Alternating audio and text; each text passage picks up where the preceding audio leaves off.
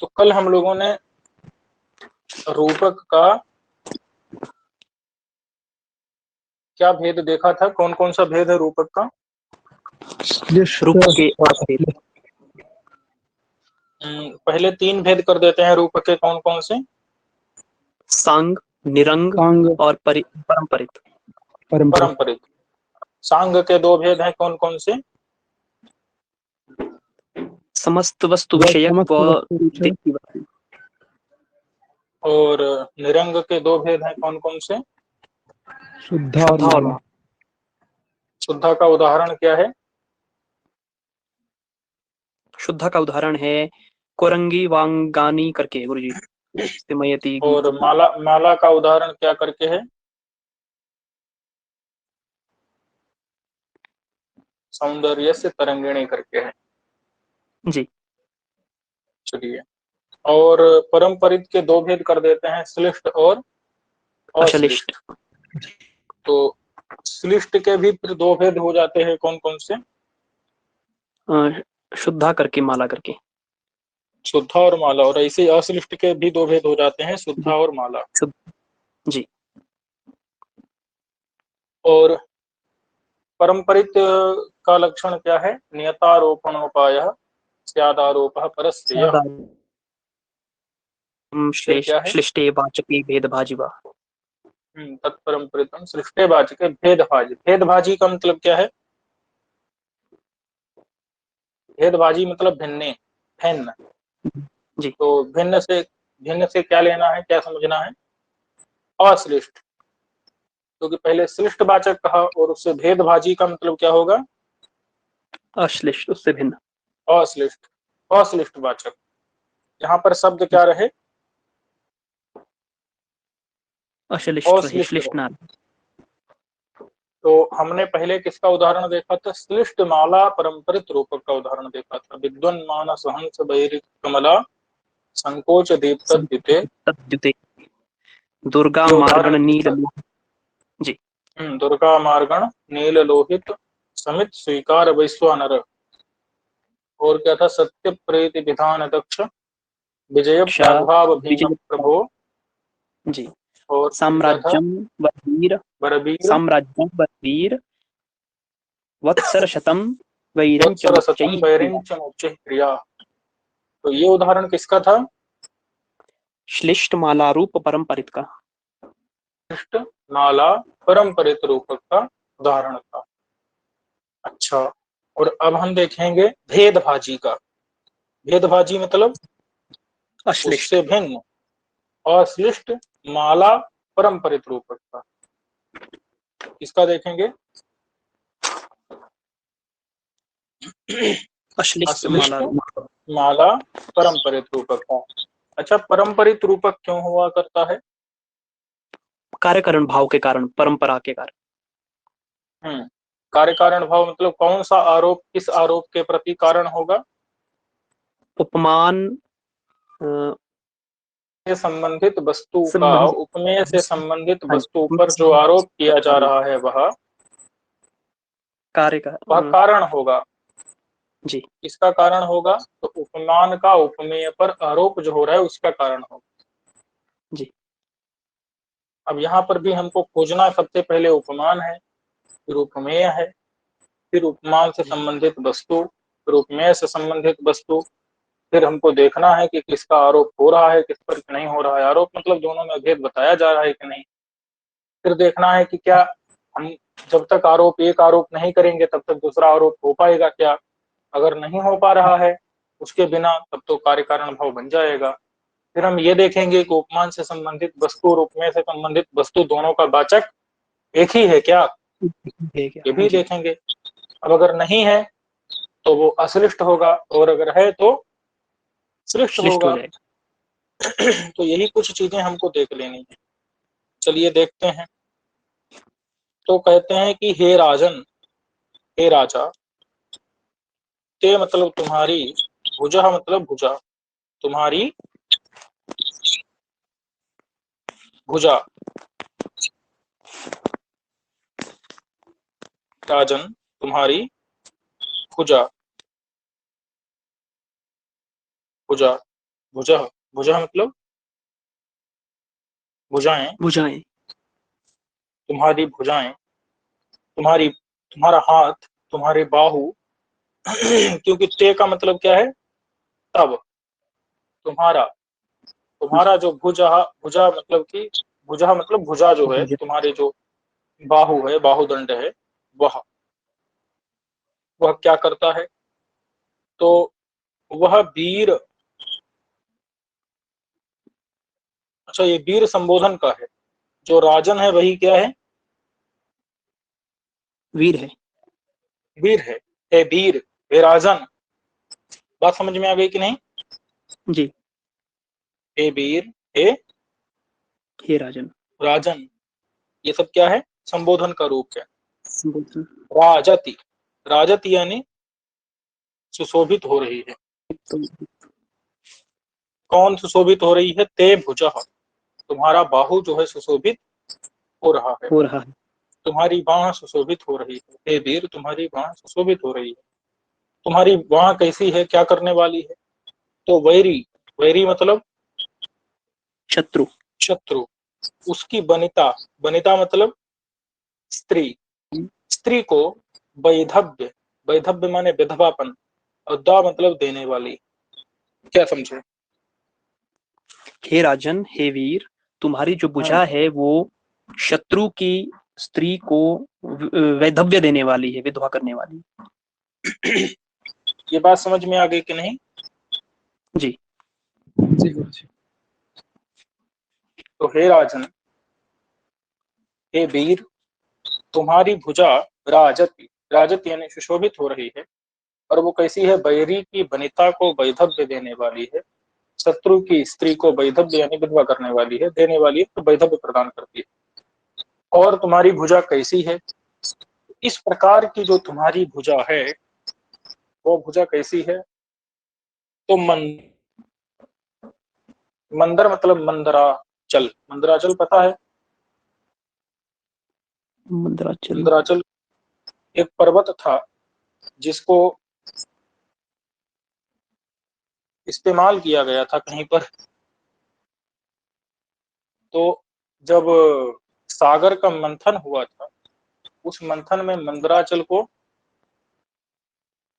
अब उसको क्या बोलते हैं, मथनी, मथानी, वो जो नहीं गोल गोल समझे। घूम रहा था, वरे परे खींचने से। हाँ मतलब जिस, जिसको रस्सी से घुमाते हैं, जी जी। उसको क्या बोलते हैं, मथनी, मथानी, ऐसे कुछ बोलते हैं, मंथन का जो उपकरण होता है। हमारे हमारे तो गुरु जी। क्या बोलते हैं, मथनी, फाशनी।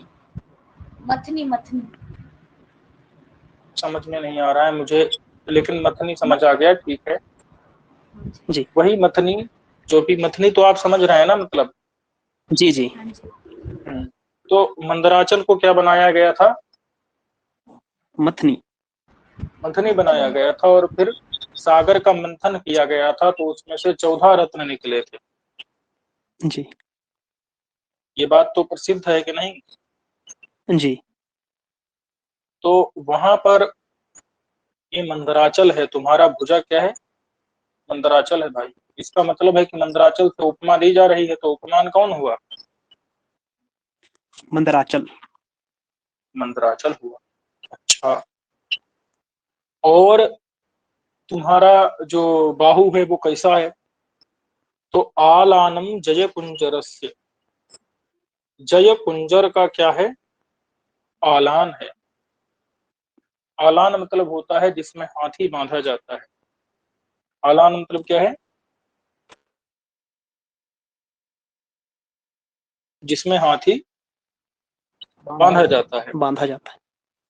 तो तुम्हारा बाह क्या है, आलान है। बात समझ में आ गई कि नहीं। जी।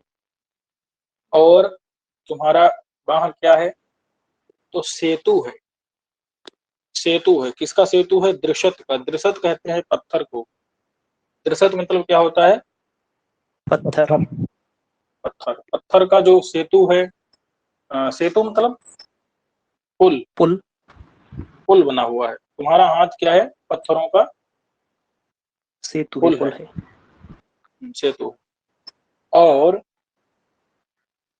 ये चंड है यहाँ पर भाई। तुम्हारा जो हाथ है वो पूर्वाद्री है, क्या है? पूर्वाद्री। पूर्वाद्री। अद्री किसे कहते हैं? पर्वत। पत्थर को। हाँ, अद्री मतलब पर्वत होता है, और पूर्वाद्री का मतलब है पूर्व का पर्वत। तो सूर्य निकलता है, तो सूर्य किस पर्वत से निकलता है? पूर्वाद्री। पूर्वाद्री से निकलता है ना, पूर्व पर्वत से। जी। और पश्चिम पर्वत पर सूर्य क्या हो जाता है? अस्त हो होता है जाता पश्चिम है। में। इसलिए अच्छा, एक बात सुनिए, पर्वत का पर्यायवाची पता है आपको? जैसे शैल, जैसे गिरि, जी। जैसे अचल। नग। अचल, तो ऐसा कहा जाता है कि सूर्य पूर्वाचल से, या फिर सूर्य जो है, कहते हैं उदयाचल, कहते हैं, क्या कहते हैं? उदयाचल से उदय होता है, उदयाचल। तो वहां पर आपको अचल शब्द है, उदय प्लस अचल। अचल मतलब क्या होता है? पर्वत। जी। समझे कि नहीं? सूर्य जो है पूर्वाचल मतलब पूर्व पर्वत, उदयाचल उदय पर्वत, उदयगिरी, उदय सहेल आता है, उदय सैलो मित्रमंडलस। उदय सैल मतलब उदयाचल, उदय पर्वत। एक पूर्व में पर्वत है जिससे सूर्य निकलता है, तो उसको उदयाचल, अचल मतलब पर्वत होता है, उदय पर्वत, उदयगिरी, ये सब कहते हैं। और ऐसे अस्ताचल होता है प्रयोग, अस्ताचल मतलब अस्त पर्वत, यानी पश्चिम पर्वत। बात समझ में आ रही है कि नहीं? जी। जी। तो तुम्हारा हाथ क्या है? पूर्वाचल है, पूर्व पर्वत है, पूर्वाद्री है। बात समझ में आ गई? उदयाचल है। और क्या जी। है भैया तुम्हारा हाथ? तो तुम्हारा हाथ लीलोपधानम है। लीलोपधानम, लीलोपधानम का मतलब है सुख देने वाला तकिया। तकिया तुम्हारा हाथ, इस पर सुख से, श्रिय मतलब लक्ष्मी, सिर टिकाए रहती है। इस पर लक्ष्मी सिर टिकाया। टिकाए रहती है, तो वो लीलोपधान है, यानी कि सुख देने वाला एक तकिया टाइप का जो भी है, तो वो है तुम्हारा हाथ। यानी कि यहाँ पर भुज में, बाहु में, आलान का, सेतु का, पूर्वाद्री का, लीलोपधान का, मंदिर का आरोप किया गया है। बात समझ में आ गई कि नहीं? जी। तो उपमान पता चल गया कि नहीं? जी। जी। उपमान आलान, सेतु, पूर्वाद्री, लीलोपधान और मंदिर, ये सब क्या है? उपमान उपमान है। है। उपमेय है भुज, भुज उपमेय है। और उपमान का आरोप किसमें किया जा रहा है? उपमेय में। उपमेय में किया जा रहा है। कैसे पता चला कि आरोप किया जा रहा है? क्योंकि यहाँ पर उब इत्यादि शब्द का प्रयोग किया है क्या? नहीं। नहीं किया है। यही बता दिया है कि तुम्हारा हाथ सीधे आलान है, ये बता दिया है। सेतु है, पूर्वाद्री है, लीलोपधान है, मंदिर है, की तरह नहीं, वही है। और आरोप के द्वारा क्या होता है? आरोप के द्वारा अभेद स्थापित होता है। आरोप से क्या हो जाता है? अभेद हो जाता है कि नहीं? जी। तो यहाँ अभेद दिखाया गया है कि नहीं? जी। तो अभेद दिखाने के कारण, अभेद दिखाया है, ये नहीं समानता नहीं दिखाई है, अभेद दिखाया है, वही चीज है, ये बताया है। तो इससे समझ में आ गया कि नहीं कि आरोप किया जा रहा है यहाँ पर? क्योंकि आरोप कब मतलब आरोप होगा तो क्या होगा? अभेद होगा। तो अभेद हुआ है, इसलिए क्या हुआ यहाँ पर? निश्चित रूप से आरोप किया गया होगा। बिना आरोप के अभेद हो सकता है? नहीं। तो अभेद दिख रहा है कि नहीं? इसका मतलब जी। क्या है कि यहाँ पर आरोप किया गया। हुआ है। इसका आरोप किस पर किया है? उपमान का आरोप उपमेय पर किया। अब ये आरोप तब तक नहीं हो सकता है जब तक तत्संबंधित जो भी कार्य हैं, उन कार्यों का आरोप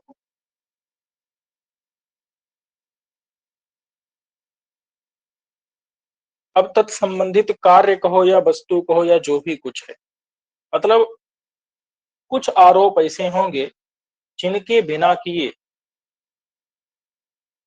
क्या नहीं कर सकते हैं हम, भुज पर आरोप नहीं कर सकते हैं इन सब का। तो देखो, जैसे आप ऐसे समझ लो कि जय कुंजरस्य आलानम भुज, भुजा क्या है, जय कुंजर का आलान है। तो वस्तुतः एक बात बताओ, कुंजर कहते हैं हाथी को, कुंजर मतलब क्या होता है, हाथी। हाथी। हाथी। तो हाथी का जो है भुजा आलान है क्या, नहीं। है।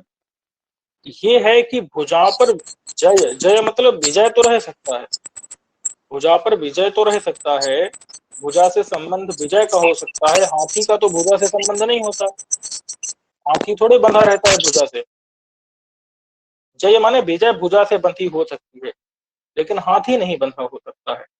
तो हमको क्या करना पड़ेगा, पहले जय के ऊपर, विजय के ऊपर कुंजर का आरोप करना पड़ेगा। बात समझ में है कि नहीं? जी। पहले हमको क्या करना पड़ेगा, जय के ऊपर कुंजर का आरोप करना का पड़ेगा। आरोप करें, कुंजरत्व का आरोप करना पड़ेगा, यानी जय को कुंजर मानना पड़ेगा, तो उसका फिर आलान भुजा हो जाएगा, माने भुजा के ऊपर आलानत्व का आरोप किया जा सकेगा। बात समझ में आई कि नहीं? जब हम जय के ऊपर कुंजरत्व का आरोप कर देंगे, यानी कि जय को कुंजर मान लेंगे, तो भुजा को आलान मान सकते हैं कि नहीं? जी। और अगर जय को कुंजर नहीं माना तो भुजा को आलान कैसे मान सकते हैं, क्योंकि भुजा मतलब हाथी, माने आलान माने हाथी बांधने वाला जो खंभा टाइप का, तो वो बताओ भुजा हो सकता है क्या, नहीं हो सकता। लेकिन अगर हमने विजय को क्या मान लिया, विजय को हमने हाथी मान लिया, उसको बांधने के लिए फिर जो हाथ है तो उसको आलान कहा जा सकता है कि नहीं? ये बात समझ में आ रही है कि नहीं? एक बार बता दीजिए गुरु जी दोबारा से। देखो, जय, जय मतलब विजय, तो विजय को का बंधन स्तंभ है हाथ, या फिर हाथी का बंधन स्तंभ है हाथ, विजय का है हाथ। बंधन, हाँ बंधन का स्तंभ मान सकते हैं हाथ। तो आलान का मतलब होता है हाथी का बंधन स्तंभ, तो हाथी का बंधन स्तंभ तो हाथ नहीं है, नहीं है। लेकिन आलान मतलब हाथी का बंधन स्तंभ वो हाथ नहीं है, फिर भी हाथ के ऊपर उसका आरोप किया गया है, उसको हाथ जी। माना गया है। ये कब संभव है, जब हम विजय को कुंजर मान लें तब। जी। बात समझ में है कि नहीं? जी। जी। अगर विजय को कुंजर मान लें तो फिर हाथ आलान मतलब हाथी का बंधन स्तंभ बन सकता है। जी। समझ में आ गई कि नहीं? जी समझ में आ गई। और यहाँ पर यानी उपमान से संबंधित वस्तु क्या है, उपमान कौन है? उपमान आलानम। जय कुंजर। हाँ, आलान जो है वो उपमान है, जी। और उपमान से संबंधित क्या है, जय कुंजर। जय कुंजर नहीं, केवल कुंजर, कुंजर। कुंजर जी। माने हाथी, क्योंकि जी। आलान मतलब होता है हाथी को बांधने वाला खंभा, और आलान से संबंधित कौन हुआ,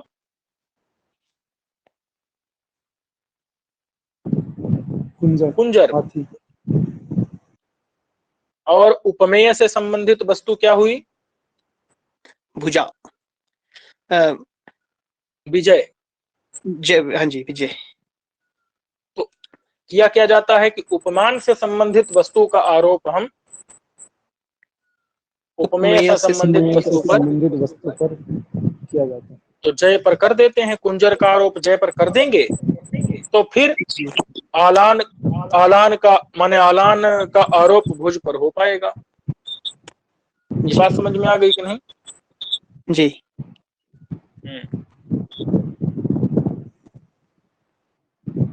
अब देखो वही लिखा है कि जयादेर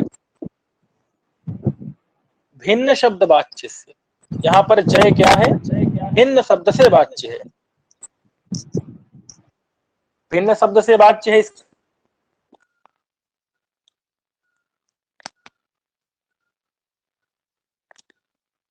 लिखते थे कि उपमान से संबंधित हो चाहे उपमेय से संबंधित, जैसे मार्गण,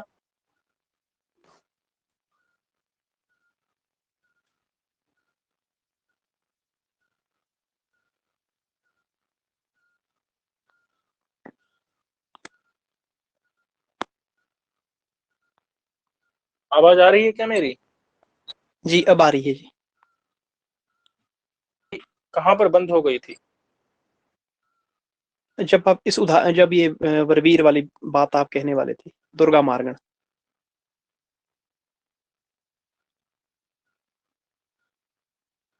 देखिए, बरवीर से संबंधित, रोहित से भी संबंधित क्या है? दुर्गा मार्गण है। तो दोनों को जी बताने के लिए यहाँ पर क्या है? उपमान से संबंधित हो चाहे उपमेय से संबंधित, दोनों वस्तुओं को कहने के लिए कितना शब्द है? एक ही शब्द है। एक ही शब्द है। लेकिन यहाँ पर आलान से संबंधित कुंजर अलग है, भुजा से संबंधित जी जय अलग है। तो दोनों भिन्न शब्द से बातचीत नहीं है। जी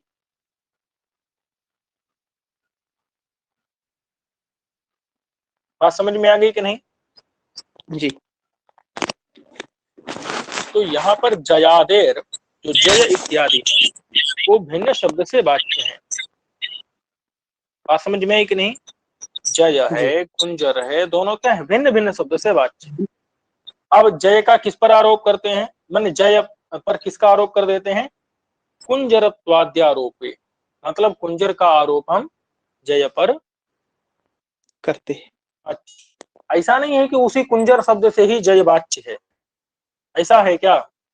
नहीं, जय शब्द क्या है? जय जो है भिन्न शब्द से वाच्य है।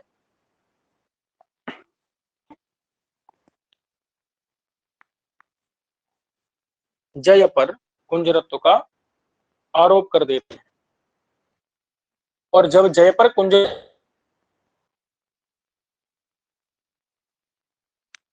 तो भुजा के ऊपर आलानत्व का आरोप युजिते माने उचित हो जाता है। बात समझ में आ गई कि नहीं? भुजा के ऊपर आलानत्व का आरोप ऊपर हम क्या कर देते हैं? कुंजरत्व का आरोप कर देते हैं। बात समझ में आ रही है कि नहीं? जब जय को विजय को हम हाथी मान लेते हैं तो फिर भुजा जो है उसको बांधने का स्तंभ बन जाती है, बन जाता हाथी है। बांधने वाला स्तंभ। नहीं तो भुजा पर हाथी थोड़ी बनता है। तो भुजा को अगर हाथी बांधने का स्तंभ कहा जाएगा तो भुजा से संबंधित विजय को पहले हाथी कहना पड़ेगा कि नहीं? जी आरोप करेंगे कुंजरत्व का, तो फिर भुजा के ऊपर का आरोप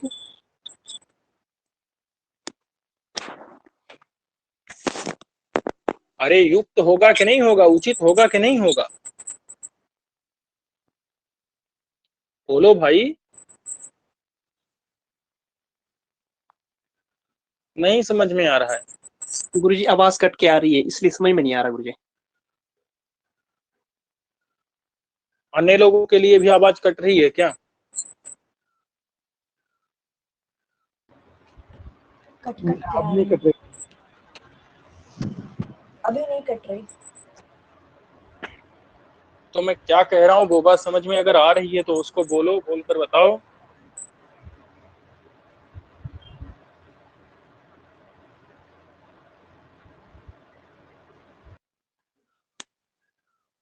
भाई क्या समझ में नहीं आ रहा है ये बताओ।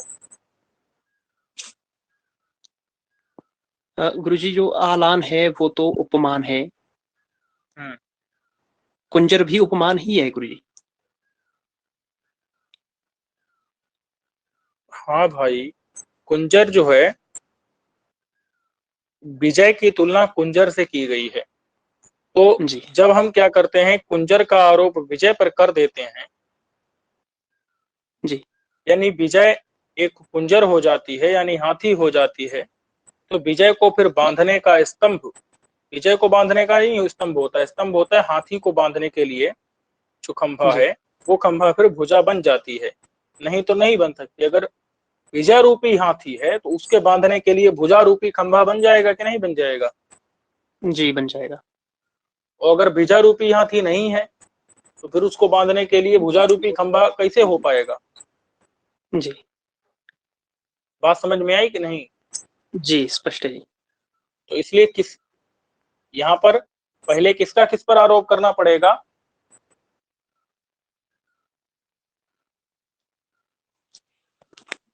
विजय के ऊपर कुंजरत्व का आरोप करना पड़ेगा, फिर भुजा के ऊपर आलनत्व का आरोप उचित हो पाएगा।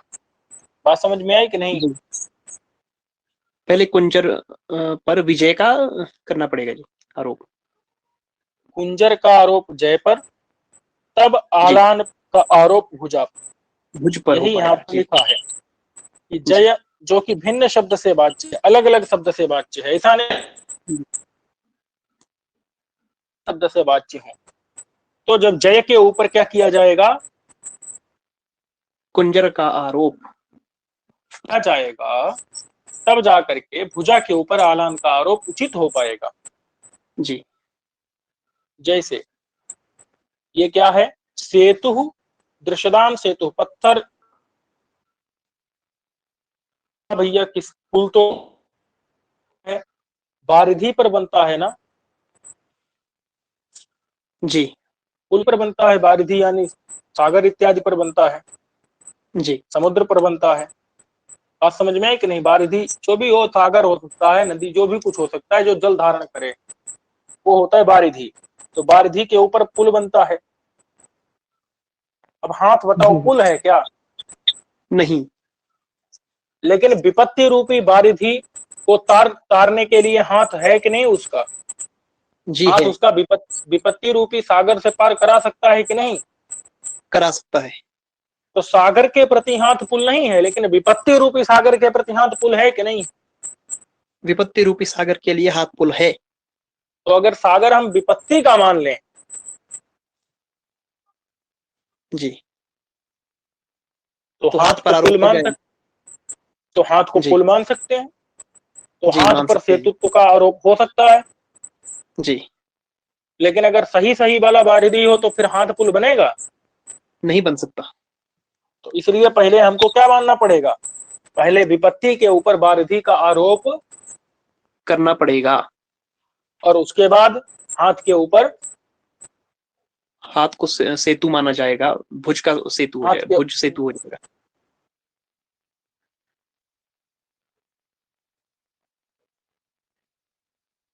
समझ में कि नहीं। पहले इस बारिधि का आरोप कहां पर करेंगे हम, विपत्ति पर। बारिधि का सागर का आरोप कर देंगे, फिर इस जी सेतु का आरोप भुजा पर भुज पर हो करेंगे। जाएगा। जी तब ये हाथ जो है वो पुल बन सकता है। अगर सागर विपत्ति रूपी सागर है तब तो हाथ उसका पुल बन सकता है। जी बात समझ में आई कि नहीं विष्णु जी। जी ठीक से समझ में नहीं आया मुझे। क्या नहीं आया ये बताइए। कल जैसे गुरु जी कार्य कारण, गुरु जी कारण मतलब कार्य कारण उपमान छोड़ो, के ये बताओ कौन उपमान है, कौन उपमेय है, किसका किस पर आरोप किया जा रहा है, बस यही तो बताना है। कौन किससे संबंधित है यही तो बता देना है। आलानम उपमान है, कुंजर आलान उपमान छोड़ो, है। अब पहले त्रसदाम क्षेत्र विपद बाधित वाला बताओ।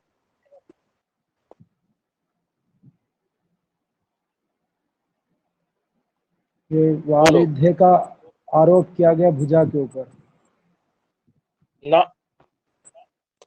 विपत्ति भुजा के को ऊपर। क्या विपत्ति बताया है, भुजा को भुजा क्या उपमेय बताया है। है, बारिधि बताया है या सेतु बताया है। भुजा को भुजा को सेतु बताया सेतु, है। सेतु का भुजा आरोप को भुजा सेतु पर किया बताया गया है। है।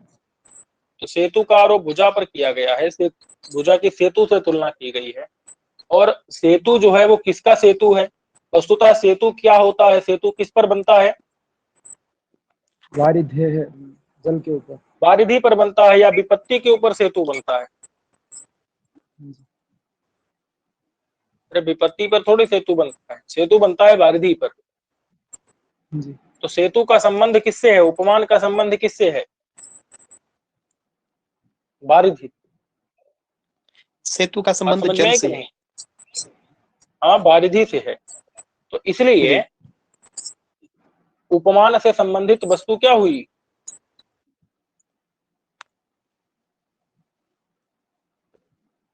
उपमान से संबंधित सेतु। वस्तु है। सेतु कौन? सेतु क्या हुआ? सेतु हुआ उपमान, और उससे संबंधित क्या हुआ? बारिधि। उस वारिधि। बारिधि का आरोप किस पर करेंगे? विपत्ति पर, क्योंकि यहाँ पर विपत्ति ही क्या बन गई है? सागर है। विपत्ति ही सागर के जैसी हो गई है। सागर की विपत्ति विपत्ति रूपी। माने बारिधि की हाँ, विपत्ति रूपी सागर है। सागर की तुलना किससे की जा रही है? सागर से। सागर की तुलना विपत्ति सागर से। विपत्ति से की जा रही है, क्योंकि विपत्ति जी। को ही सागर बता दिया है यहाँ पर। इसका मतलब जी। किसका किस पर आरोप हो रहा है? वारिधि का विपत्ति पर। बारिधि का विपत्ति पर आरोप हो रहा है। वस्तुतः विपत्ति सागर होती है क्या? नहीं होती है, इसलिए आरोप करना फिर भी पड़ रहा है। विपत्ति को क्या बता दिया? विपत्ति को क्या बता दिया? विपत्ति को सागर बता दिया गया। सागर। बात समझ में आई कि नहीं? जी। जी। विपत्ति को क्या बता दिया? सागर बता दिया सागर। गया, तभी भुजा हम्म, सेतु बन पाएगी। तभी ना भुजा सेतु बन पाएगी। अगर विपत्ति सागर ना होती तो भुजा सेतु बनती क्या? नहीं बन पाती। बात समझ में आई कि नहीं? जी। जी।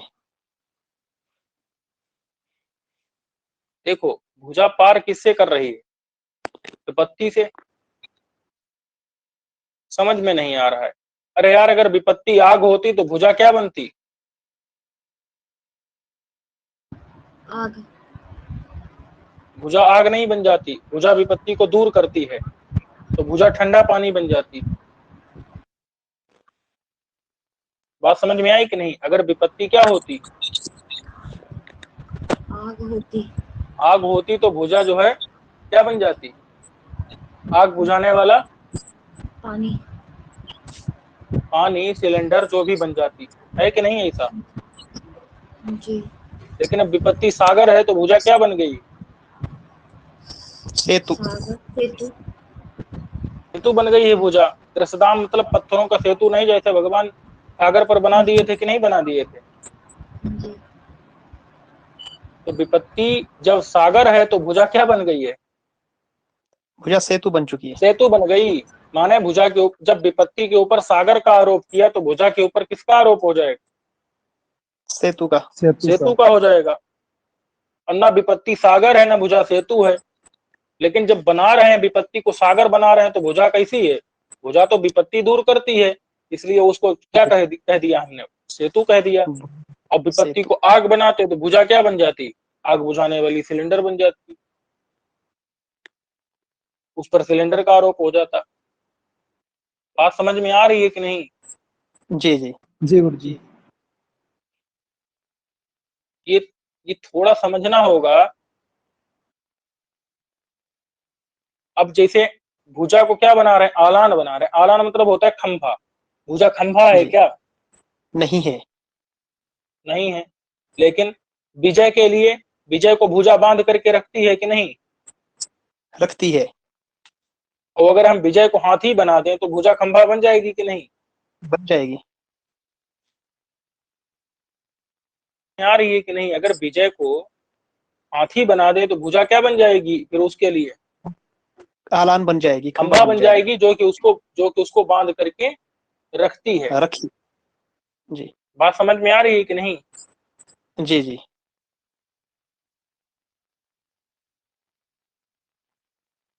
नहीं समझ में आया? समझ में आ गया। जी आ गए। विजय कुंजर के और अगर लिए विजय को आलान हम कैसे हो रही? है क्या? विजय विजय कुंजर के लिए आलान मतलब कैसे हो रहा है ये? कुंजर के लिए जो काम आलान का होता है वही विजय के लिए काम किसका है? भुजा का है। तो अगर हम विजय को हाथी कहेंगे तो फिर क्या हो जाएगा? जो हाथ है वह स्तंभ हो जाएगा, बांधने वाला स्तंभ हो जाएगा। विजय रूपी हाथी को रोकने वाला स्तंभ कौन होगा? भुजा। हाथ हो जाएगा आलान। उसका। बात। आलान मतलब स्तंभ, वो स्तंभ कौन हो जाएगा? भुजा हो जाएगा। बात समझ में आई कि नहीं? जी। और विजय को अगर हम क्या मान लें, तूफान मान लें, तो उसको रोकने वाला हाथ क्या हो जाएगा फिर? तूफान खंभे से रुकता है क्या? नहीं। तो वो हिमालय पर्वत हो जाएगा। बात समझ में आई कि नहीं? जी जी। अगर हम विजय को क्या मान लें,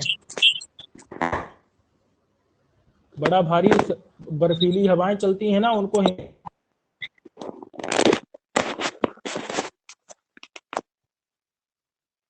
ना बर्फीली हवाओं से कर दे तो फिर वाला समझ में नहीं आ रहा है। सर अभी बीच में कुछ सेकंड के लिए आपकी आवाज बहुत स्लो हो गई थी, कुछ समझ नहीं आ रहा था। अभी आवाज आ रही है क्या? अभी ठीक है। हाँ, मैं वही बता रहा हूँ कि अगर विजय को हम क्या मान लें, मतलब विजय को जो मानोगे उसी आधार पर आपको हाथ को वही मानना पड़ेगा। विजय को हाथी मानेंगे तो हाथ क्या होगा? हाथी को बांधने वाला खंभा हो जाएगा। जी जी बात समझ में आई कि नहीं? जी। जी विपत्ति को सागर मानेंगे तो हाथ हाथ क्या हो जाएगा उसका? विपत्ति को मतलब दूर दूर करने वाला, विपत्ति से पार कराने वाला क्या हो जाएगा? विपत्ति रूपी सेतु। सागर को पार कराने वाला सेतु हो जाएगा।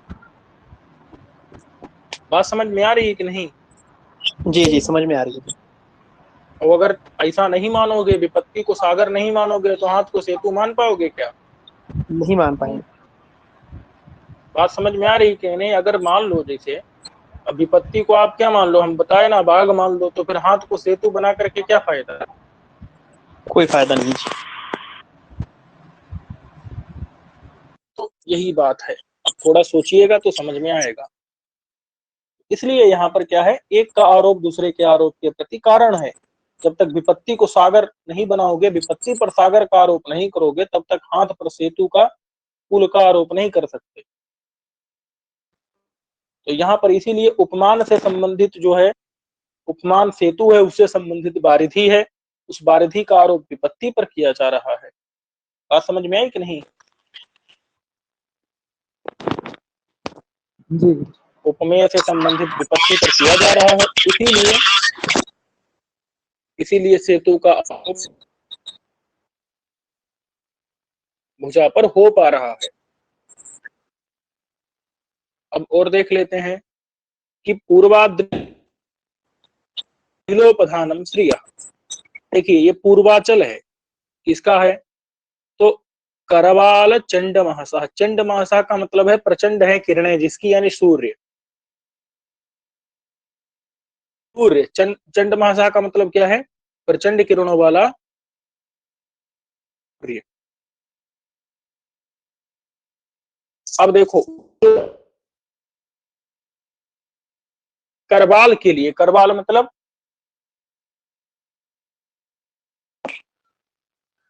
उसकी भुजा क्या है? अचल है, उदयाचल है।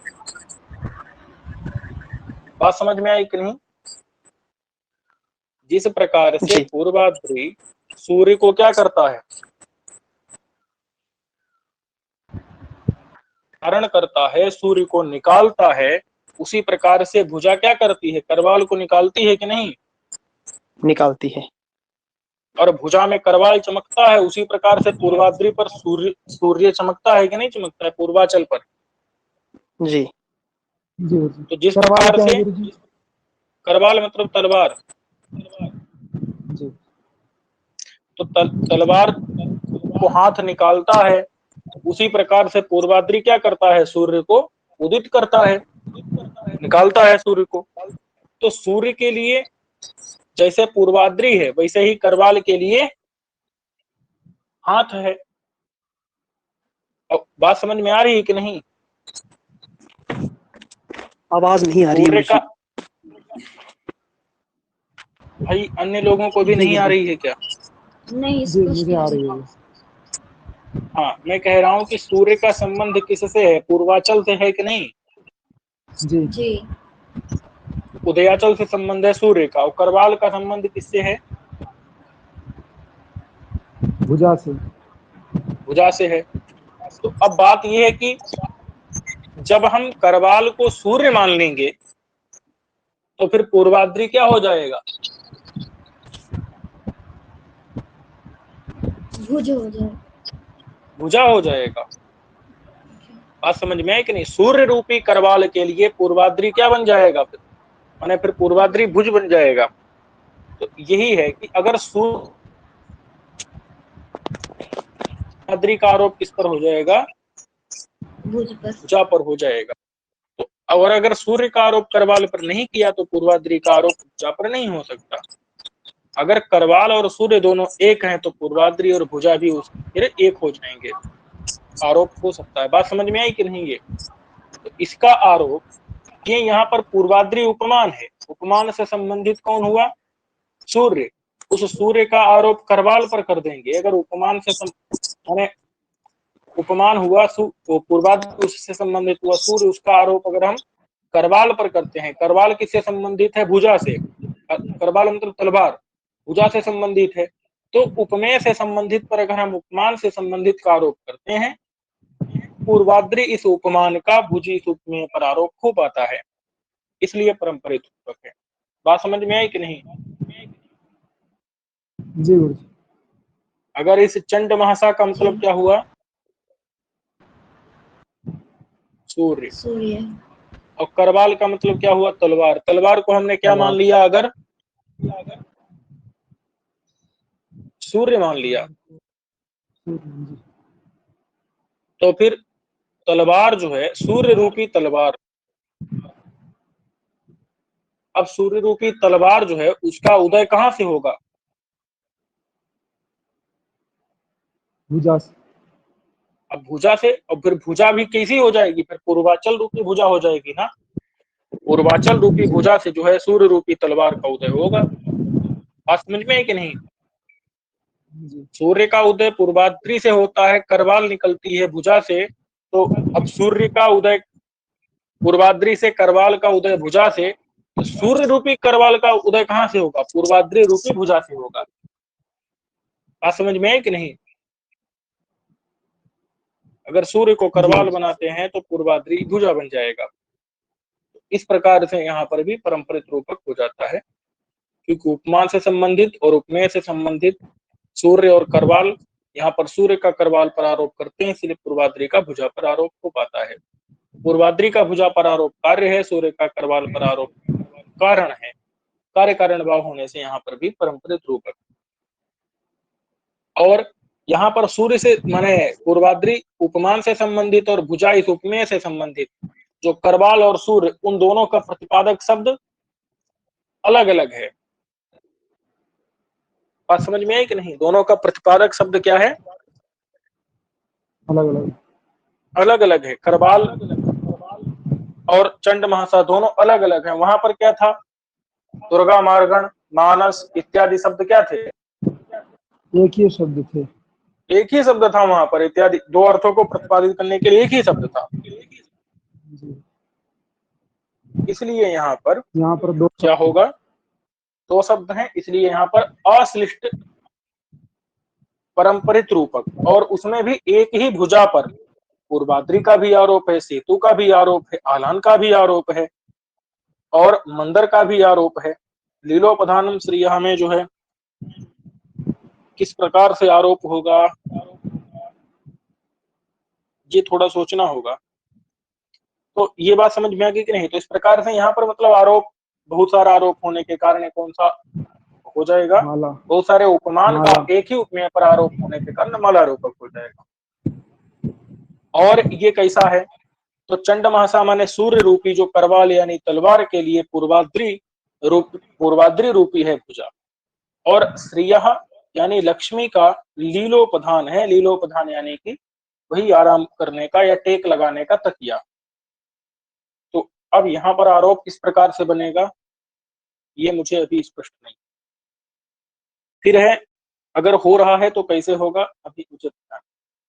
फिर है संग्रामा मृत सागर प्रमथन क्रीड़ा विधो मंदर। अब देखो, भुजा जो है वो क्या करता है, संग्राम संग्राम क्रीड़ा में देखो संग्राम क्रीड़ा कौन करता है, संग्राम क्रीड़ा विधि कौन करता है,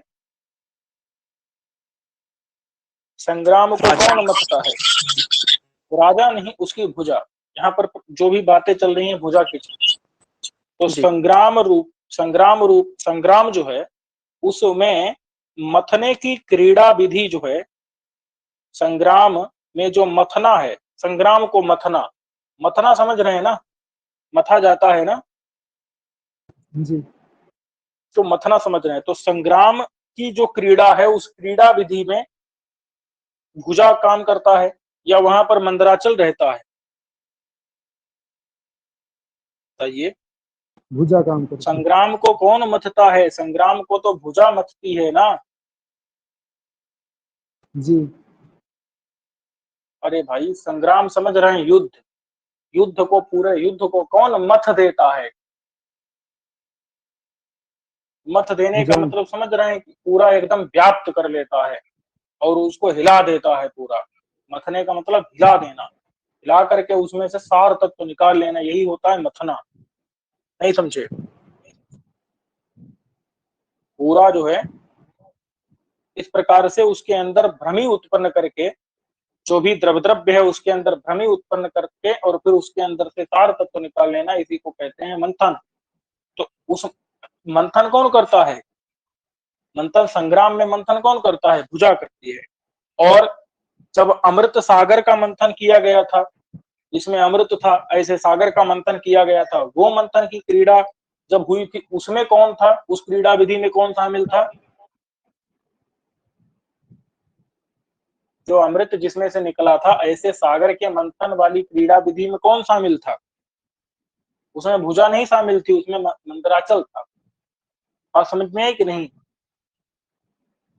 जी तो अगर हम क्या करते हैं, संग्राम को अमृत का सागर मान लेते हैं, संग्राम को अमृत का सागर मान लेते हैं, तो क्या होगा, इस मंदराचल का भुजा के ऊपर आरोप हो जाएगा।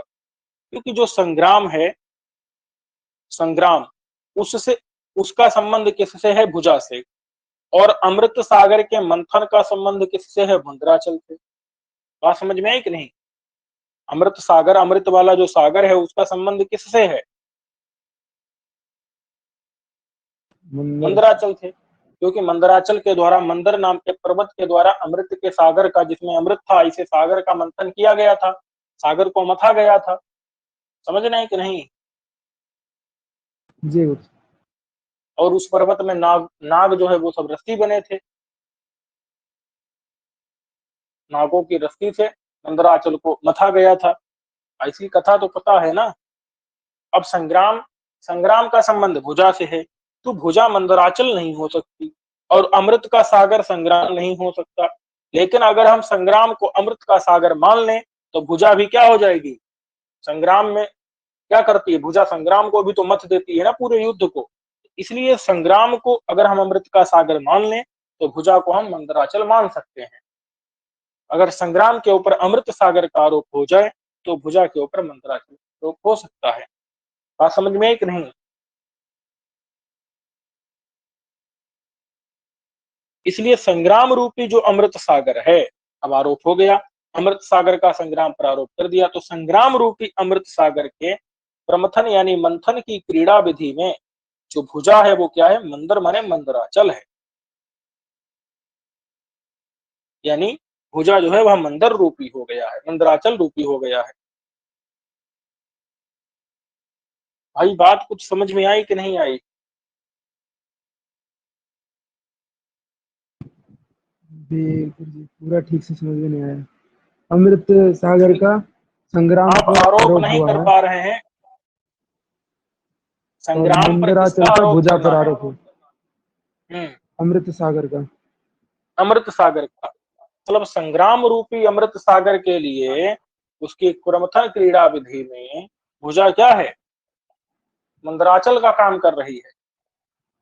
जैसे संग्राम में, संग्राम रूपी अमृत सागर में मंदराचल ने जो काम किया था, वही संग्राम में काम कौन कर रही है, भुजा कर रही है।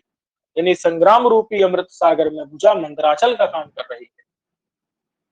जी बात समझ में आई कि नहीं?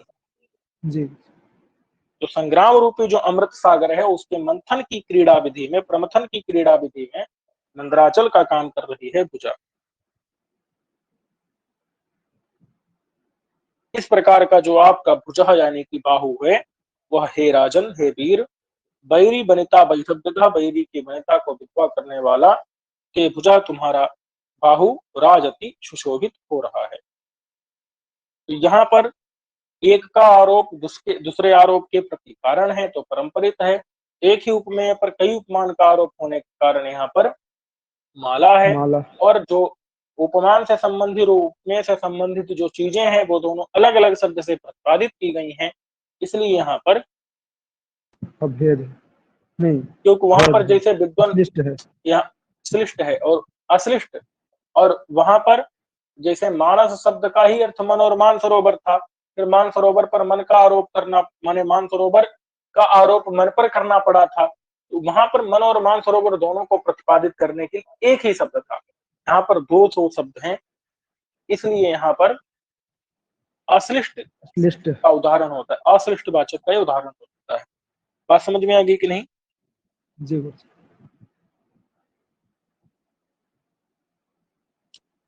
अब देखिए, तो ये अश्लिष्ट का हो गया। अब श्लिष्ट में आइए, फिर से श्लिष्ट में आइए।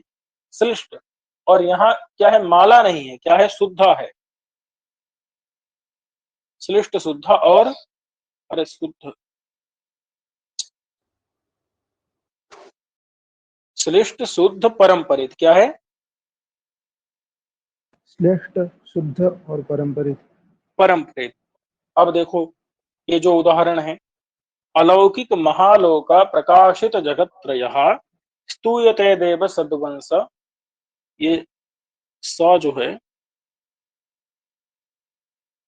ये वाला है, स्तूयते स्तूयते देव सद्वंश मुक्तारत्नम न कैर्भवान। अब यहां पर देखिए भाई, भवान मतलब आप, कई ही किसके द्वारा, न स्तूयते, आप किसके द्वारा नहीं स्तुत किए जाते हैं, मतलब किसके द्वारा आपकी स्तुति नहीं की नहीं जाती की है। जाती है। हे देव, हे देव, देव का मतलब है संबोधन है, प्रशंसा के लिए संबोधन है, हे महाराज, आपकी कई ही भवान न स्तुयते, इनके द्वारा आपकी स्तुति नहीं की जाती है, अर्थात सबके द्वारा आपकी स्तुति की जाती है। है। अब आप कैसे हैं, तो अलौकिक, अलौकिक यानी इस लोक का नहीं है, इस प्रकार का जो महान आलोक है, महान प्रकाश है। बात समझ में है कि नहीं? महान यश इस लोक तक नहीं, जो कई लोकों तक फैला हुआ है, इस प्रकार का जो महान आलोक है, दिव्य आपका आलोक है, दिव्य यश है, उससे आपने प्रकाशित कर रखा है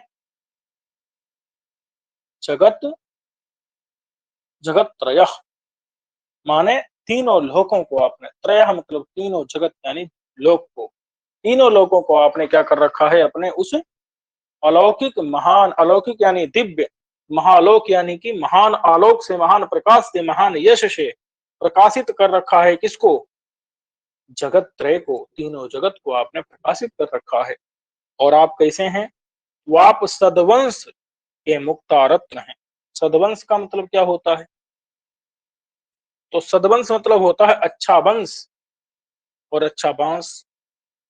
वंश का मतलब बांस भी होता है, वंश माने वंश भी होता है। वंश, बात समझ में कि नहीं? वंश माने जी। कुल भी होता है, बांस भी होता और है, वंश कुल भी माने, होता है। बांस। हाँ, बांस तो पता ही होगा। जी। तो आप क्या हैं? आप कुल की क्या हैं, और बांस के, आप दोनों के क्या हैं? मुक्तारत्न है। बात समझ में आई कि नहीं? आप क्या हैं? मुक्ता रत्न माने कि कोई मोती या रत्न, इस प्रकार का। मुक्ता मतलब तो मोती होता है, रत्न यानी रत्न। तो आप मतलब मोती जैसे चमकीले रत्न है, इस प्रकार का जो है भाव है यहाँ पर।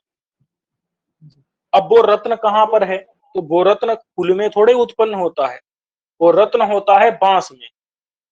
वो रत्न किससे संबंधित है? बांस से। और आप किससे संबंधित हैं? कुल से। बात समझ में आई कि नहीं? देखो यहाँ जी पर मुक्ता रत्न किसको कहा गया है?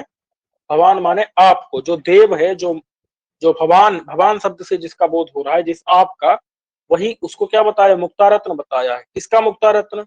सदवंश का, अच्छे वंश का, अच्छे कुल का। अब कुल में थोड़ी मुक्ता रत्न थोड़ी पैदा होता है, कुल में कोई मुक्ता रत्न निकलता है क्या?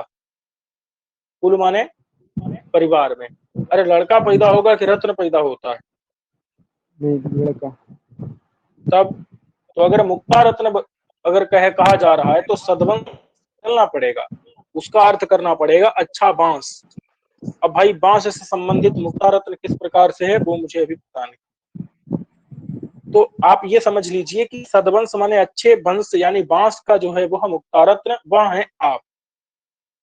और अच्छे कुल, अब कुल आप मतलब मुक्ता रत्न ऐसा तो नहीं हो सकता है। तो सदवंश के हमको दो अर्थ निकालने पड़ेंगे। एक अर्थ निकालना पड़ेगा कुल, अर्थ निकालना पड़ेगा उत्तम बांस। बात समझ में आ गई कि नहीं? और मुक्ता रत्न के साथ किसका अन्वय होगा? मुक्ता रत्न का अन्वय होगा बांस के साथ में। और कुल का अन्वय किसके साथ में होगा? कुल का अन्वय होगा भगवान के साथ में, कि आप उत्तम कुल के हैं। जिस प्रकार से जिस प्रकार से उत्तम बांस में जिस प्रकार से मुक्तारत्न होता है, उसी प्रकार से उत्तम कुल में आप हैं। बात समझ में आई कि नहीं? जी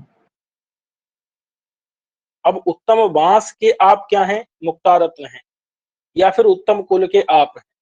अब यहाँ पर किसकी तुलना किससे की जा रही है? तो यहाँ पर कुल की जो तुलना है वो बांस से की जा रही है, और आपकी तुलना मुक्तारत्न से की जा रही है। तो अगर कुल पर बांस का आरोप ना हो, आप पर मुक्तारत्न का आरोप नहीं हो सकता। बात समझ में आ रही है कि नहीं? थोड़ा नहीं ट्विस्ट समझे? लग रहा है वो। ये सदवंश शब्द है ना, वंश का मतलब बांस भी होता है भाई। जी और इसी बांस से संबंधित होता है मुक्तारत्न। जी। और भगवान को क्या बताया गया है यहाँ पर? मुक्तारत्न आप, बताया गया है। हाँ जी, मुक्तार। जबकि मुक्तारत्न आप नहीं है।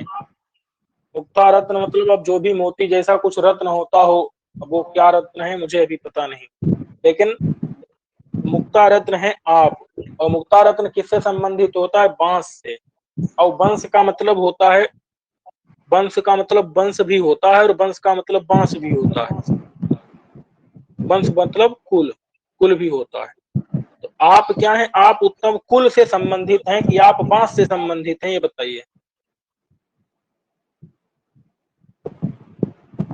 बांस से संबंधित कौन होता है? मुक्तारत्न।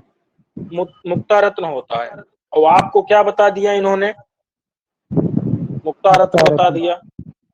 और मुक्तारत्न तो आप नहीं हो सकते, क्योंकि वो किससे संबंधित होता है? बांस से। बांस से मुक्तारत्न वंश से संबंधित। संबंधित होता है क्या? नहीं।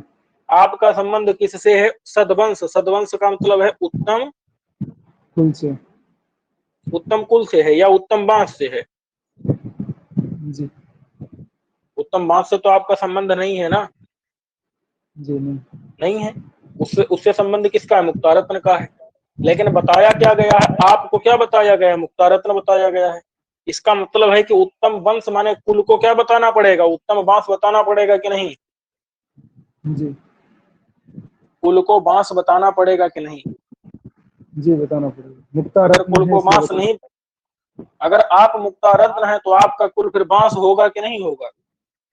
जी अगर आपका कुल बांस नहीं है तो आप फिर मुक्तारत्न नहीं हो सकते, क्योंकि मुक्तारत्न का संबंध ही बांस से होता है। इसका मतलब है आपको अगर मुक्तारत्न बताना है तो फिर वंश को वंश बताना पड़ेगा। वंश को वंश यानी बांस। कुल को बांस बताना पड़ेगा। यानी पहले कुल पर किसका आरोप करना पड़ेगा? कुल पर वंश का मतलब बांस का। बांस का आरोप करना पड़ेगा, तो उसके बाद मुक्तारत्न का आरोप आप पर किया जा सकता है। बात समझ में आई कि नहीं? जी अब बताइए, इस बांस का आरोप जो कुल पर किया जा रहा है, और उस कुल का वाचक शब्द भी वंश ही है, यही वंश है, जी और बांस जी का वाचक भी यही वंश है। जी तो उपमान का और उपमेय का मतलब बांस और कुल दोनों का वाचक एक ही है, समझे कि नहीं? जी जो रत्न, मुक्ता रत्न से संबंधित बांस और भगवान से संबंधित कुल, दोनों का वाचक एक ही है, तो वाचक एक है तो क्या होगा फिर वहां पर? तो होगा कि नहीं शुद्धा। होगा? श्लिष्ट। हाँ श्लिष्ट, हाँ जी श्लिष्ट होगा। और शुद्ध क्यों कहा? शुद्ध का मतलब ये है कि यहाँ पर सिर्फ और सिर्फ भगवान, माने आप एक ही उपमेय है, एक ही उपमेय है जिस पर मुक्ता रत्न का आरोप किया जा रहा है। एक ही उपमेय है और उस पर उपमान भी कितना है? एक ही है। एक ही है। एक उपमेय एक उपमान है। ऐसा दूसरा भी कोई उपमान है क्या जिसका भगवान पर आरोप किया जा रहा हो, उपमेय पर आरोप किया जा रहा हो? नहीं। ऐसा नहीं, उससे संबंधित वस्तुएं हैं, उपमान से संबंधित वस्तु है, माने बांस, और उपमेय से संबंधित वस्तु है कुल, और बांस के कुल पर वो अलग वस्तु है। लेकिन इस भगवान रूपी उपमेय पर सिर्फ मुक्ता रत्न का ही आरोप है या अन्य कई सारे उपमानों का है? नहीं, केवल मुक्ता रत्न का ही है। तो जब कई उपमान होते हैं तो माला होता है, और जब कई उपमान नहीं होंगे तो क्या होगा? शुद्ध होगा, शुद्धा। शुद्ध। शुद्ध रूपक होगा। और परम्परित इसलिए है कि अगर बांस का कुल पर ना किया तो फिर आप पर मुक्ता रत्न का आरोप हो पाएगा? नहीं। समझ रहे हैं कि नहीं? बांस का कुल पर ना किया तो आप पर मुक्ता रत्न का कैसे हो पाएगा? तो मुक्ता रत्न होता ही नहीं है कुल में, वो तो बांस में होता है, इसलिए फिर नहीं हो पाएगा। तो इसलिए यहाँ पर परस्पर कार्य कारण भाव है कि बांस का कुल पर जो आरोप है वो कारण है इस बात का कि मुक्ता रत्न का आप पर आरोप हो सके, इस बात का वो कारण है, इसलिए यहाँ पर परंपरित रूपक होगा। बात समझ में आ गई कि नहीं? जी।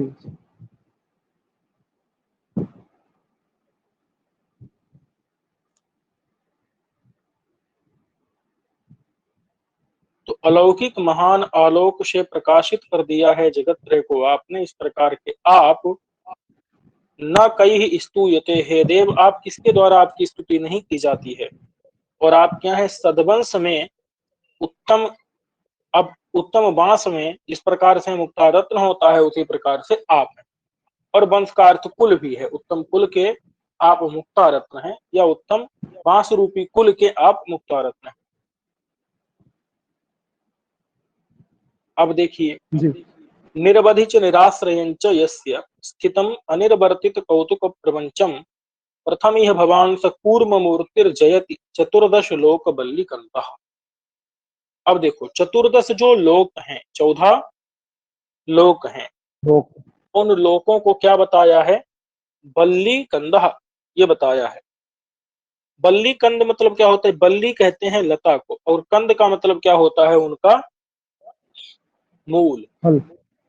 मूल। कंद माने मूल होता है, लता का जो मूल होता है उसको क्या कहते हैं? कंद। कंद। कंद मूल सुना होगा आपने, कंद मूल मतलब जी। लता का जो मूल भाग मूल। होता है। तो चतुर्दश लोक जो है वो क्या है? एक लता है। चतुर्दश लोक क्या है? लता है। बल्ली, बल्ली मतलब लता है, ये और तो उस लता। लता के कंद हैं आप। कौन आप? तो कूर्म मूर्ति। कूर्म मूर्ति भगवान ने धारण की थी ना। कूर्मा अवतार जी। तो कूर्मावतार में उन्होंने संपूर्ण जगत को धारण किया था। तो वहां पर कूर्म मूर्ति आप हैं, और आप क्या है? चतुर्दश लोक रूपी बल्ली के, बल्ली यानी लता के आप कंद यानी मूल हैं। बात समझ में है कि नहीं? जी। अच्छा, चतुर्दश लोक रूपी लता के मूल हैं आप। हाँ, चतुर्दश लोक रूपी लता जो के लता है, मूल हैं। लता के मूल हैं आप। अच्छा, अब बताइए यहाँ पर भगवान को क्या बताया गया है? लता का मूल भाग, लता की जड़ नहीं होती है जो। जी अब बताओ भगवान लता की जड़ है क्या? नहीं। नहीं है। और चतुर्दश लोक जो है वो लता है क्या? नहीं। ना तो चतुर्दश लोक लता है और ना तो भगवान लता की मूल हैं। मूल है। लेकिन फिर भी क्या कहा जा रहा है? चतुर्दश लोक लता के मूल हैं आप। चतुर्दश लोक में किसका आरोप कर दिया?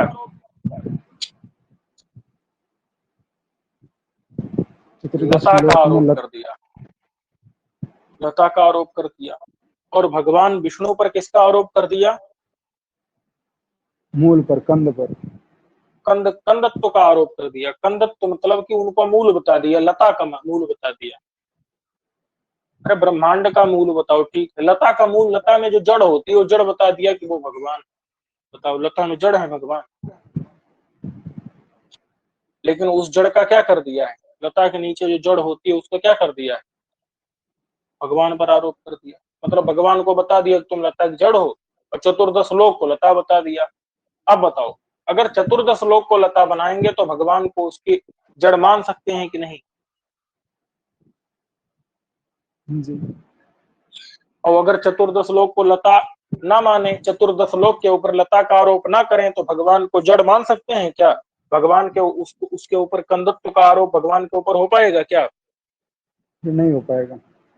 तो फिर कैसे कंद मूलत्व का आरोप नहीं हो पाएगा भगवान के ऊपर?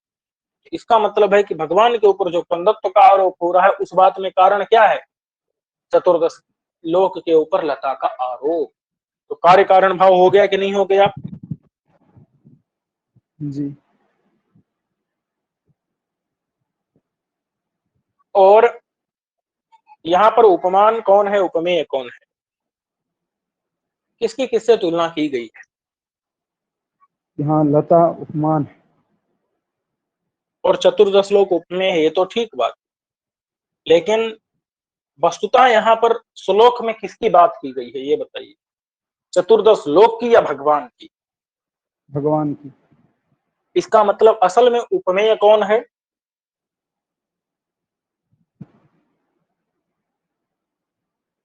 जिसकी भगवान। बात की जाती है श्लोक में वो उपमेय होता है।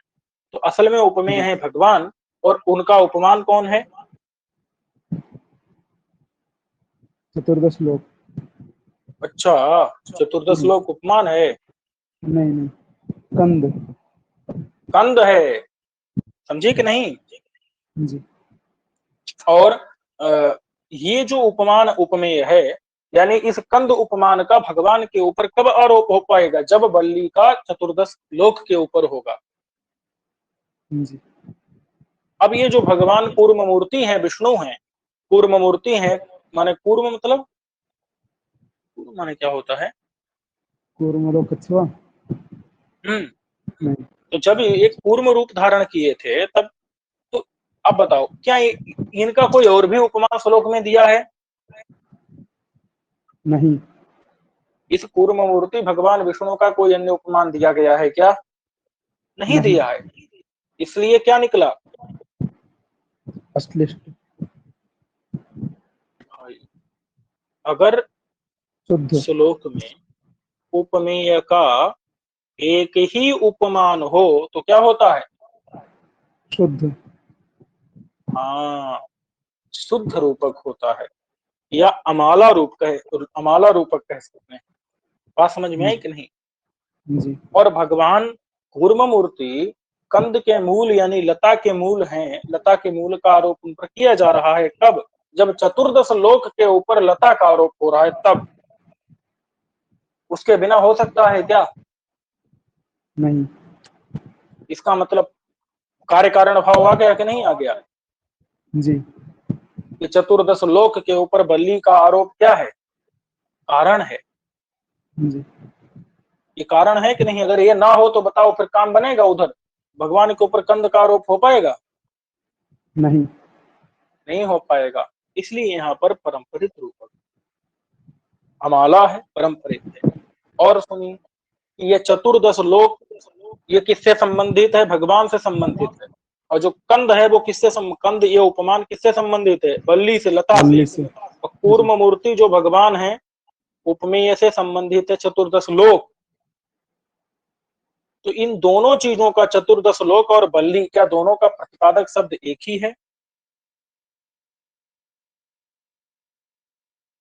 एक ही तो नहीं है। बल्ली लता को अलग बल्ली शब्द कह रहा है और चतुर्दश लोक को अलग शब्द चतुर्दश लोक कह रहा है। बात समझ में आई कि नहीं? जी। जैसे वहां पर क्या था, मानस और मानसरोवर दोनों को कहने के लिए एक ही शब्द था ना, मानस।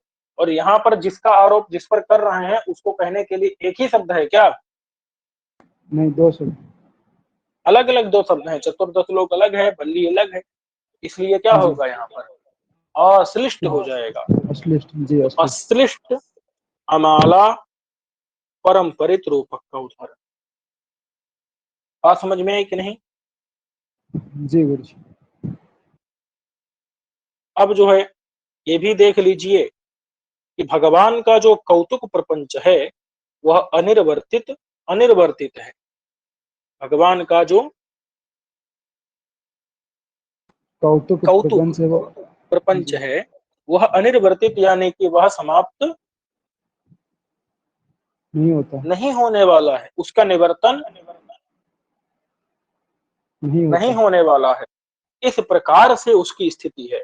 प्रपंच कहते हैं संसार को, कौतुक कहते हैं मतलब लीला में किया गया कार्य। कौतुक में, लीला में, इच्छा, अपनी इच्छा से, खेल खेल में जो है प्रपंच, जिस प्रपंच का, संसार का निर्माण उन्होंने किया है, जो कि अनिर्वर्तित है, निवर्तित होने वाला नहीं है। इस प्रकार से वो स्थित है। इस प्रकार से स्थित। यह प्रपंच स्थित है और इस प्रपंच का कोई आश्रय भी नहीं है और इस प्रपंच की कोई यानी सीमा, सीमा भी नहीं। और क्या, इसका कोई आश्रय नहीं है, ना इसका कोई देश है, न काल है। बात समझ में आ गई कि नहीं? जी। इस प्रकार का यह प्रपंच है और इस प्रपंच को बनाने वाले प्रथम यह भगवान, इस प्रकार के जो भगवान मतलब आप, वह कूर्म मूर्ति मतलब विष्णु। आप वह जो है विष्णु की मूर्ति है भगवान। आप जयति माने जय हो, आपकी जय हो। आप चतुर्दश लोक बल्ली कंदा हैं, चतुर्दश लोक रूपी लताओं के कंद हैं आप। बात समझ में आ गई कि नहीं? जी गुरु। और प्रथम का मतलब आप ही प्रथम, पहले कौन उत्पन्न हुआ? वही उत्पन्न हुआ। यह मतलब इस संसार में सबसे पहले पहले प्रथम प्रथम आप ही हैं। भगवान सह का मतलब वह आप, कूर्म मूर्ति कछुए का रूप धारण करने वाले आपकी जयति माने जय हो। अब चतुर्दश लोक रूपी लताओं के, बल्ली यानी लताओं के कंद है, कंदमूल। ये बात समझ में आ गई? जी। ये जो है रूपक के भेद हो गए, सभी भेद हो गए। अब एक रसना रूपक भी होता है। रसना रूपक में कुछ कुछ करना ही नहीं, उपमान को उपमेय बना देना है। क्या करना है? उपमान उपमान को, को पीछे जो उपमान है आगे चल करके वो क्या बन जाएगा? नहीं। बस इतना ही काम। ये तो बहुत कठिन काम नहीं है। जैसे लताओं के बताओ, कर माने हाथ होते हैं कि किसलय माने पत्ते होते हैं?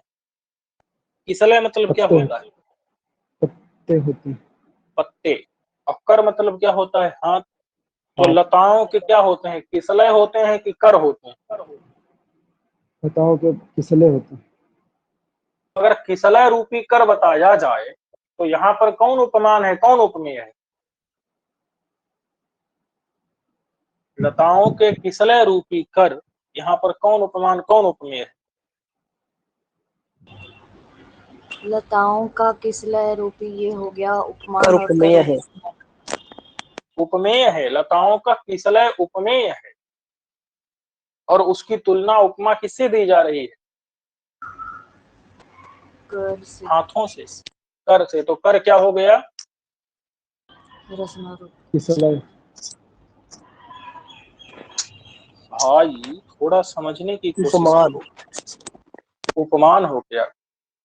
भाई हमने आपको क्या बताया कि लताओं के हाथ होते हैं कि किसलय? बताओ कि तो किसलय। जो किसलय होते हैं, तो जो होता है वो उपमेय होता है, और जो नहीं होता है उसको ला करके उसको बना देते हैं, वो क्या होता है? उपमान। उपमान होता है।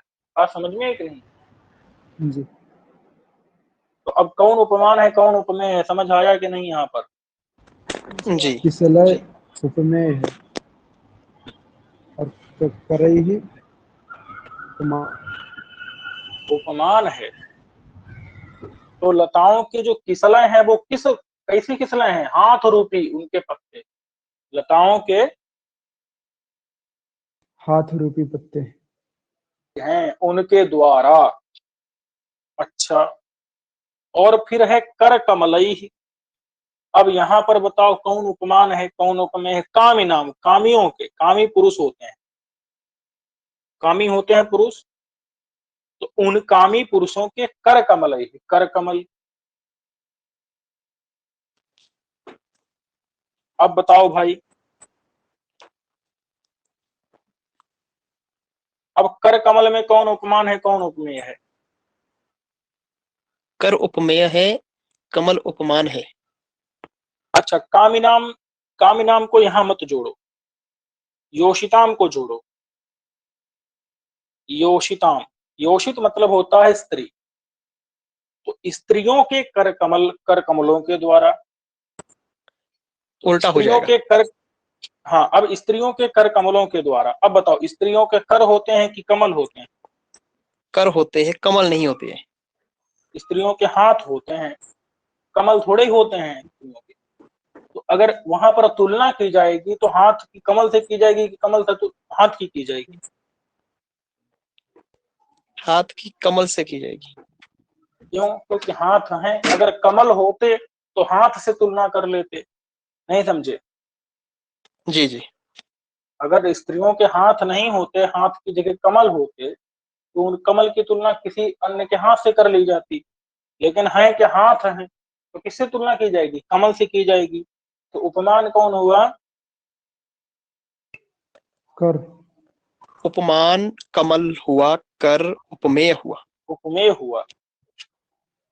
भाई समझने में थोड़ी समस्या हो रही, क्या किया जाए, क्या उपाय किया जाए?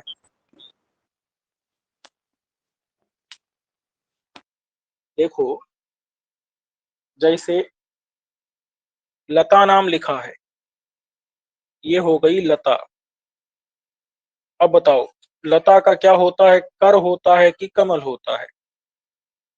लता का कमल होता है।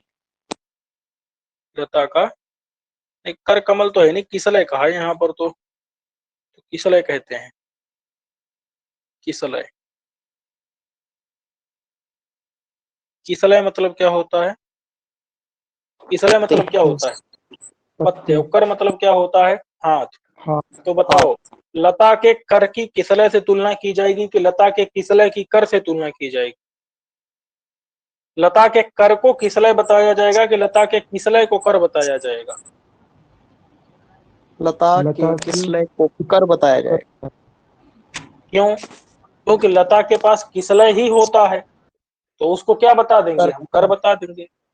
बात समझ में है कि नहीं? जी जी। जी। योषित, योषित मतलब क्या होता है? स्त्री। स्त्री। अब स्त्रियों के पास देखो, स्त्रियों के पास कर होता है कि कमल होता है? कर कर होता होता है। है।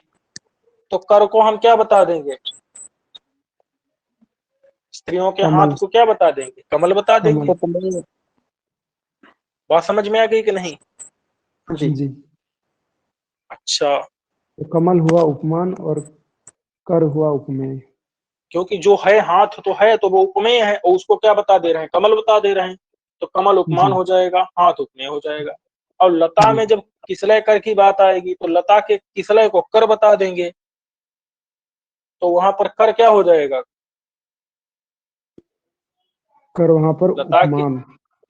और किसलय क्या होगा? उपमेय। उपमेय हो और जाएगा। यहाँ पर कमल जो है उपमान और कर उपमान जो है, है कमल से उपमेय। तुलना की जा रही है इस स्त्रियों के हाथ की। तो हाथ जो है वो उपमेय हो गया। अब समझो, ये जो पहले करई ही क्या था, उपमान था, वो यहां पर आकर क्या बन गया, उपमेय बन गया। उपमेय बन गया। बन गया कि नहीं? जी अब जरा यहाँ का उपमान पकड़ो, यहाँ का उपमान क्या है, कमल। यहाँ का जी उपमान क्या है, कमल। कमल। ये उपमान यहाँ पर आकर के क्या बन जाएगा, उपमेय। उपमेय बन जाएगा। क्यों? नलिनी नाम कमल। अब देखो, जो मुख नलिनी होती हैं, नलिनी, नलिनी का मतलब होता है कमलिनी। नलिनी मतलब क्या है, कमलिनी। कमलिनी, ये फूल होता है। तो जी कमलिन, अब बताओ, जो कमलिनी है उसके उसके पास कमल का फूल होगा कि उसके पास मुख होगा? कमल का फूल होगा। नलिनी के पास क्या होगा, कमल होगा कि मुख होगा? कमल। कमल। कमल होगा। लेकिन नलिनी के कमल को हम क्या बता देंगे, मुख बता देंगे। नलिनी एक पेड़ होता है जिसमें फूल निकलता है, वो फूल जो है कमल का फूल होता है। बात समझ में आ गई कि नहीं? तो उसको क्या बता जी देंगे हम, कमल को मुख मुख। बता देंगे। यानी कि यहाँ पर कौन उपमान है, कौन उपमेय है? कमल उपमेय है, मुख उपमान है। हाँ, किसकी किससे तुलना कर दे रहे हैं, नलिनी के कमल की मुख से उपमा की जा रही है। उपमा दे रहे हैं। नलिनी के जी पास कमल ही तो है, मुख तो है नहीं, तो उसको मुख बता दिया। तो जो यहाँ पर ऊपर जो कमल क्या था,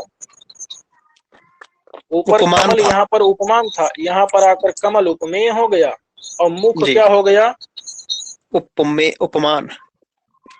मुख उपमान हो गया। अब देखो, फिर मुखेंदु देखते हैं। योषित माने स्त्रियों का मुखेंदु। मुखेंदु मतलब क्या होता है, मुख, और इंदु माने चंद्रमा। तो बताओ, स्त्रियों के पास मुख है कि चंद्रमा है? मुख है। मुख और है। उस मुख की तुलना किससे कर दे रहे हैं, चंद्रमा से। चंद्रमा। यानी उपमान कौन हुआ, उपमेय कौन हुआ? उपमान चंद्रमा चंद्रमा उपमान। हुआ, मुख मुख उपमेय हुआ। उपमेय। और यहाँ नलिनियों के पास तो मुख नहीं था, तो इनके मुख क्या था, उपमान था। इस उपमान को जी यहाँ आकर के ये मुख क्या बन गया, उपमेय। उपमेय। उपमेय बन गया। इस प्रकार से, यानी कि देखिए, आप ऐसे समझिए कि जब जो मदन है, मदन यानी कामदेव है, वह कामी पुरुषों के मन को जीत लेता है। किनके द्वारा जीत लेता है, तो इन सब चीजों के द्वारा जीत लेता है। इन सब के द्वारा क्या करता है, मदन कामियों के मन को जीत लेता है। जीत लेता है। तो स्त्रियों के मुख रूपी चंद्रमा के द्वारा जीतता है मदन कामियों के मन को। नलिनी मतलब होता है जिसमें कमल का फूल खिले, तो ऐसे कमल के फूल रूपी मुख के द्वारा मदन क्या करता है, कामियों के मन को जीत लेता है।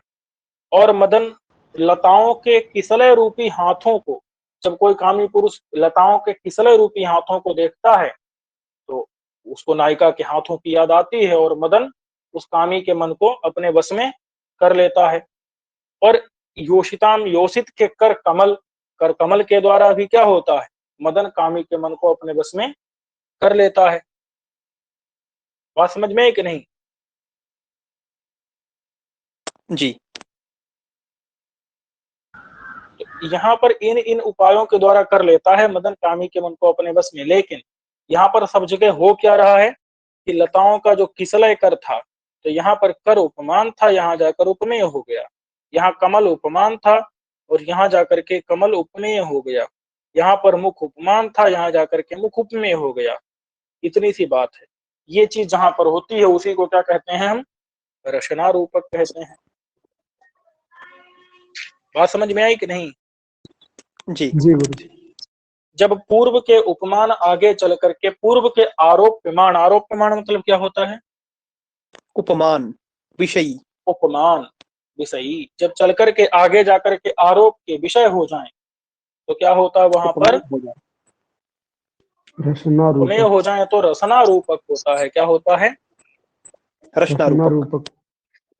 लेकिन इसमें कुछ मतलब नया चमत्कार, कुछ अतिरिक्त चमत्कार नहीं हो रहा है, रूपक में आ गया तो हो गया, इसमें जो है कोई अतिरिक्त बात नहीं है, इसलिए यहाँ पर ना वैचित्रवत, कुछ इसमें विचित्रता नहीं, ना वैचित्रवत, कुछ विचित्रता नहीं है, वैचित्र नहीं है, चमत्कार नहीं है, इसलिए ना लक्षितम, इसका लक्षण नहीं किया। बात समझ में आ गई? जी जी। ऐसे ही मालोपमा भी हो, माने मालोपमा नहीं, रसनोपमा भी होती है। रसनोपमा में भी यही होता है कि पहले जो उपमान रहता है वो आगे चल करके उपमेय हो जाता है। उपमेय हो जाता है। जैसे मालोपमा और मालारूपक, ऐसे रसनोपमा रसनारूपक ये होते हैं। लेकिन रसनारूपक में कोई विचित्रता, अधिक चमत्कार नहीं है, इसलिए उसका लक्षण यहाँ पर नहीं बताया। आपको सामान्य रूप से अपने आप समझ लेना है कि पूर्व का उपमान आगे चल करके उपमेय बन जाए, वहीं पर रसनारूपक होता है। तो आपको रूपक के भेद अगर पूछे जाए तो आप कहेंगे सामान्य रूप से सांग निरंग परंपरित, परंपरित के भेद 4 हैं, श्लिष्ट अश्लिष्ट, फिर दो उनके दो दो भेद हैं, शुद्धा और माला करके। ठीक है। आलानम जय कुंजरस्य वाला कौन सा है? देखो, आलानम जय जी कुंजरस्य में कई सारे उपमान हैं, इसलिए माला हो जाएगा। वहां पर श्लेष है नहीं तो अश्लिष्ट हो जाएगा, और परंपरित का तो उदाहरण है ही है। बात समझ में आ गई? जी जी गुरु।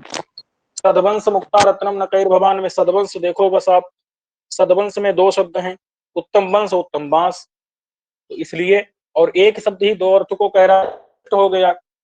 और यहाँ पर भी कई उपमान है नहीं, इसलिए ये अमाला हो जाएगा और परंपरित हो जाएगा। बात समझ में है कि नहीं? निरवधि निराश्रयम, ये भी क्या है?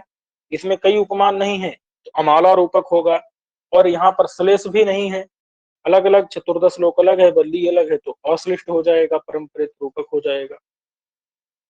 इसलिए करे लता नाम कर कमल ही कामिना मनोजेत नलिनी नाम कमल मुखे ही मुख्यंतोष्टा मदना, ये रचना रूपक हो जाएगा।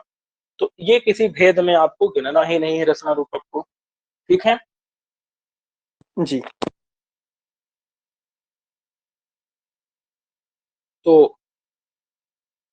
रचना रूपक रूपक का प्रकरण यहाँ पर समाप्त हो रहा है। अगले के लिए हम आपको बताते हैं, इसको यहीं तक रखते हैं। जी